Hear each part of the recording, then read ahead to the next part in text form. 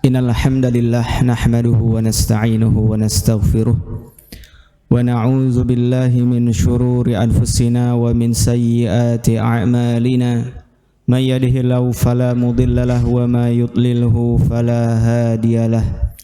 Asyhadu an la ilaha illallah wahdahu la syarika lah wa asyhadu anna Muhammadan abduhu wa rasuluhu la nabiyya wa la rasulahu ba'dah. Yaqulullah tabaraka wa ta'ala fi kitabihil karim, ya ayyuhalladzina amanu taqullaha haqqa tuqatih wa la tamutunna illa wa antum muslimun. Wa qala nabiyuna Muhammadin sallallahu alaihi wasallam, ittaqillaha haitsu ma kunta wa atbi'is sayyi'atal hasanata tamhuha wa khaliqin nasa bi khuluqin hasanin, amma ba'd. Jamaah salat Jumat yang dimuliakan oleh Allah Subhanahu wa taala. Pertama-tama dan yang paling utama dan yang harus kita utamakan adalah marilah kita selalu bersyukur kepada Allah Subhanahu wa taala. Di siang yang penuh berkah ini, di hari yang terbaik ini, Sayyidul Ayyam, Allah Subhanahu wa ta'ala masih memberikan berbagai macam nikmat dan karunia yang tak terhingga. Allah Subhanahu wa ta'ala masih memberikan kita nikmat iman dan nikmat Islam, nikmat kesempatan, kesehatan, dan juga kemudahan dari Allah Subhanahu wa ta'ala, sehingga kita masih bisa melaksanakan sholat Jumat secara berjamaah tanpa ada sedikit pun halangan. Dialah Allah Subhanahu wa ta'ala yang telah memberikan hidayah, taufiknya, pertolongannya kepada kita semua. Wa in ta'uddu ni'matallah, dan jikalau kalian menghitung-hitung nikmat Allah Subhanahu wa ta'ala, la tuhsuha, tidak ada satupun di antara kita manusia yang hadir di tempat ini yang dapat menghitung nikmat-nikmat dan karunia rahmat yang telah Allah berikan kepada hamba-hambanya. Salawat dan salam tetap terlimpahkan dan tetap tercurahkan kepada uswah dan qudwah terbaik kita, panutan terbaik kita, suri tauladan kita, yaitu Nabi yang mulia, Nabi Muhammad sallallahu alaihi wasallam, beserta para keluarganya dan para sahabatnya dan orang-orang yang istiqamah di dalam menjalankan, mengamalkan dan juga mendakwahkan ajaran-ajarannya hingga datangnya hari kiamat kelak.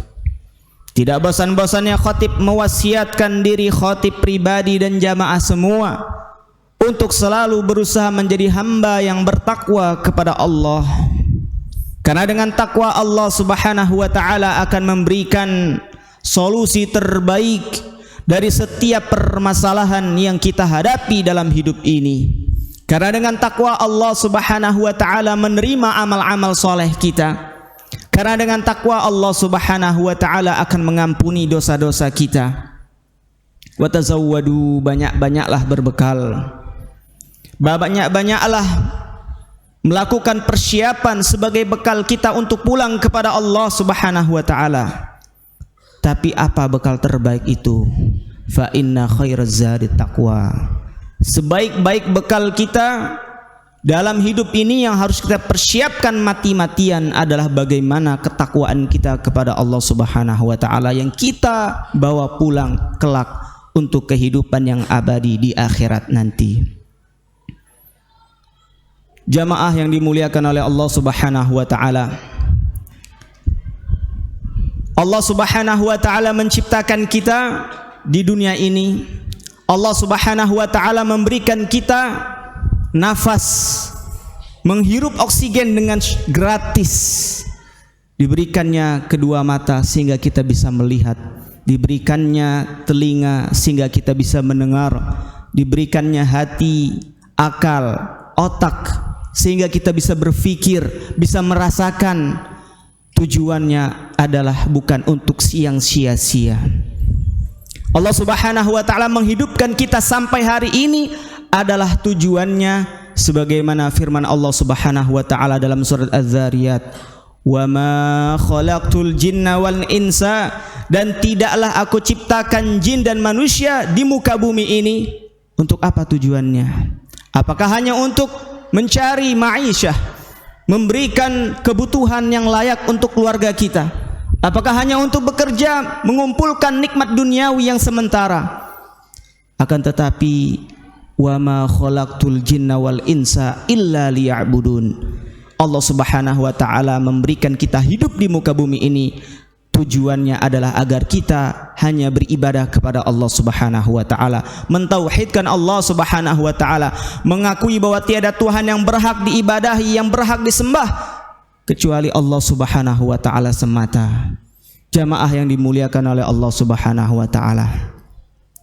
Karena orang-orang yang mati, yang wafat dalam keadaan tidak bertauhid, tidak mengakui bahwa Allah Subhanahu wa taala Rabb semesta alam yang berhak diibadahi dengan benar, Allah Subhanahu wa taala mengancamnya dengan api neraka. Innal ladzina kafaru min ahlil kitabi wal musyrikina fi nari jahannam khalidina fiha. Orang-orang yang mati dalam keadaan kafir, mensyirikkan Allah Subhanahu wa taala, menduakan Allah, beribadah kepada selain Allah, fi nari jahannam khalidina fiha, tempat kembalinya adalah neraka jahanam dan kekal di dalamnya. Ulaika hum syarrul bariyah, dan mereka adalah seburuk-buruknya makhluk yang hidup di muka bumi ini. Dan Allah Subhanahu wa taala juga menegaskan dalam surat An-Nisa, innallaha la yaghfirudz dzunub, sesungguhnya Allah Subhanahu wa taala tidak akan mengampuni manusia-manusia yang meninggal dunia wafat dalam keadaan ayyusyraka bihi, melakukan kesyirikan kepada Allah. Diberi beribadah kepada Allah Subhanahu wa taala, tetapi dia beribadah kepada selain Allah juga, menduakan Allah Subhanahu wa taala, mati dalam keadaan kafir. Wa yaghfiru ma duna dzalika liman yasha, dan Allah Subhanahu wa taala akan mengampuni manusia-manusia yang wafat dalam keadaan beriman walaupun dia memiliki dosa yang banyak, walaupun dia belum sempat bertaubat, karena garansi iman itu akan memberikan keselamatan dunia dan akhirat. Jamaah yang dimuliakan oleh Allah Subhanahu wa taala, Allah menegaskan dalam Al-Qur'an, alladzina amanu wa lam yalbasu imanahum bidzulmin, orang-orang yang beriman dan tidak mencampurkan keimanannya dengan kesyirikan kepada Allah, ulaika lahumul amnu, merekalah orang-orang yang aman di dunia dan di akhirat, wahum muhtadun, merekalah yang mendapatkan petunjuk dalam kehidupan yang sementara ini. Jamaah yang dimuliakan oleh Allah Subhanahu wa taala, ketika kita betul-betul memahami bahwa hidup kita adalah untuk mentauhidkan Allah Subhanahu wa taala, maka akan terasa ringan kita untuk beribadah kepada Allah Subhanahu wa taala. Karena dengan tauhid, dengan akidah yang benar, akan menumbuhkan semangat kita untuk beribadah kepada Allah Subhanahu wa taala, dan juga akan mendapatkan garansi ampunan walaupun dosa kita begitu banyak. Sebab Rasulullah sallallahu alaihi wasallam dalam hadits qudsi, di mana Nabi Musa ingin diajarkan satu doa, satu zikir, satu kalimat yang dengan doa, zikir dan kalimat tersebut Nabi Musa selalu membacanya dan mengamalkannya setiap hari. Dia meminta kepada Allah Subhanahu wa taala sebuah doa dan zikir. Ya Allah, berikanlah aku satu kalimat doa dan zikir yang dengan itu aku mengamalkannya setiap hari. Kemudian Allah mengatakan, qul la ilaha illallah, wahai Musa, katakanlah la ilaha illallah, katakanlah tiada Tuhan yang berhak diibadahi dengan benar selain Allah Subhanahu wa taala. Kemudian Nabi Musa mengatakan, semua para nabimu yang telah kau utus di muka bumi ini, semuanya telah kau ajarkan kalimat la ilaha illallah. Ya Musa, lau annas samawati sab'. Kemudian Allah mengatakan, wahai Musa, jika seandainya 7 lapis bumi ini, wal ardi sab', dan 7 lapis langit ditimbang, fi kifatin, dalam satu timbangan, wala ilaha illallah fi kifatin, dan kalimat la ilaha illallah ditimbang di sebelahnya, malat bihinna la ilaha illallah, maka lebih berat lagi 7 lapis langit, 7 lapis bumi ditimbang dengan kalimat la ilallah, maka semua alam semesta itu tidak lebih berat dari kalimat la ilaha illallah. Jamaah yang dimuliakan oleh Allah Subhanahu wa taala, semua para nabi mendakwahkan kalimat tauhid la ilaha illallah. Dari Nabi Adam sampai nabi yang terakhir Nabi Muhammad sallallahu alaihi wasallam mendakwahkan la ilaha illallah.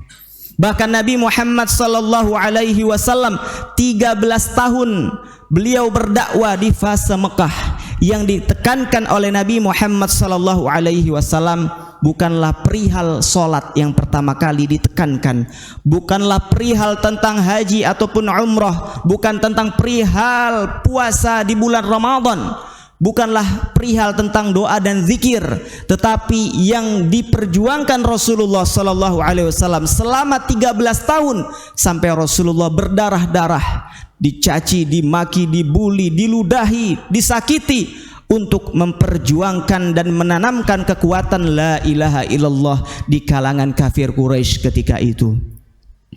Bahkan Bilal bin Rabah sebelum diselamatkan dengan Abu Bakar As-Siddiq atas izin Allah Subhanahu wa taala disiksa oleh Umayyah, majikannya yang tidak rela dan tidak ridha Bilal bin Rabah radhiyallahu taala anhu mengikuti ajaran Nabi Muhammad sallallahu alaihi wasallam, dicambuk dengan begitu sadis, berdarah-darah, dijemur di sebuah padang tandus yang gersang, yang begitu panas, di siang hari ditimpa dengan batu yang begitu besar. Untuk apa semua itu? Untuk mempertahankan la ilaha illallah. Bahkan Yasir dan istrinya Sumayyah adalah orang yang mati syahid pertama kali ketika mengikuti ajaran Nabi Muhammad sallallahu alaihi wasallam. Sumayyah istrinya Yasir radhiyallahu taala anhu ditombak kemaluannya sampai meninggal dunia. Maka jamaah yang berbahagia rahimanallah, kalau kita lihat lagi bagaimana perjuangan umat-umat terdahulu sebelum Rasulullah, mereka dibakar, mereka digergaji, mereka dibunuh, disalib, disiksa dengan siksaan yang berat hanya untuk mempertahankan la ilaha illallah dalam kehidupan mereka. Bagaimana ashabul ukhdud, kita bisa buka surat Al-Buruj di juz 30. Mereka dibakar dengan kobaran api yang begitu besar. Ratusan orang-orang yang beriman kepada Allah, yang hanya menyembah Allah Subhanahu wa taala, dibakar hidup-hidup. Jamaah yang dimuliakan oleh Allah Subhanahu wa taala, maka perjuangan dakwah Rasulullah sallallahu alaihi wasallam 13 tahun lamanya di kota Mekah adalah menanamkan keyakinan la ilaha illallah. Karena semua amal-amal kebaikan yang kita lakukan tidak akan bernilai di hadapan Allah kelak di akhirat ketika kita tidak beriman, tidak bertauhid, tidak memiliki akidah yang benar, tidak mengakui la ilaha illallah. Maka kita prihatin dengan berbagai macam perkembangan sebagian orang-orang sekuler dan orang-orang liberal.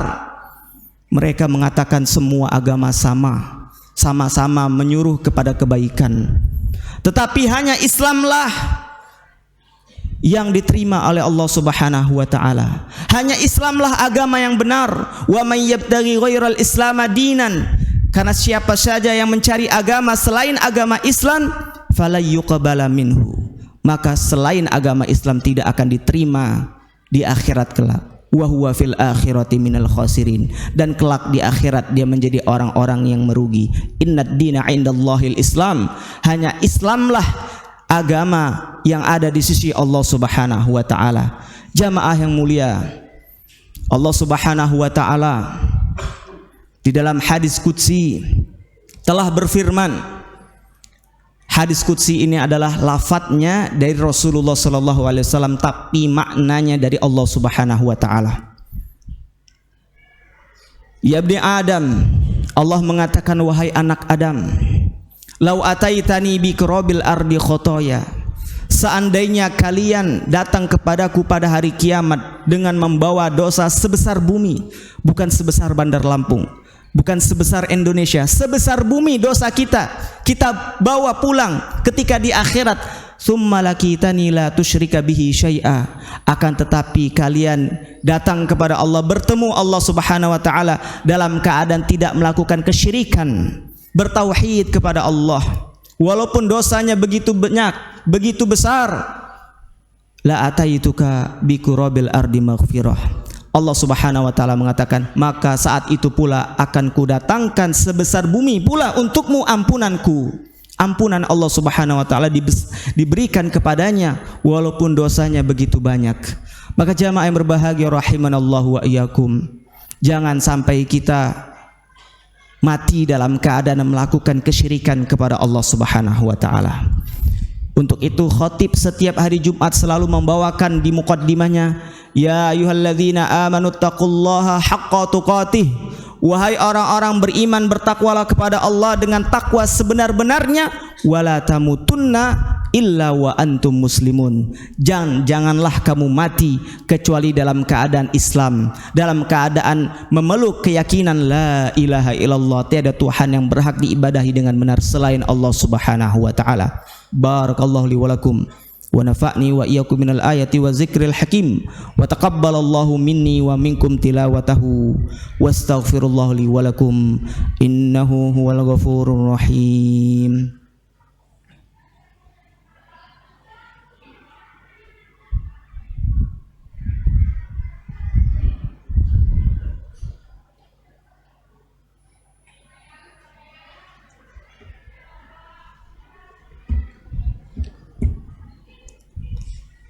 Alhamdulillahi rabbil alamin, wassalatu wassalamu ala ashrafil anbiya'i wal mursalin, nabiyina Muhammadin wa ala alihi wa sahbihi ajmain, amma ba'd.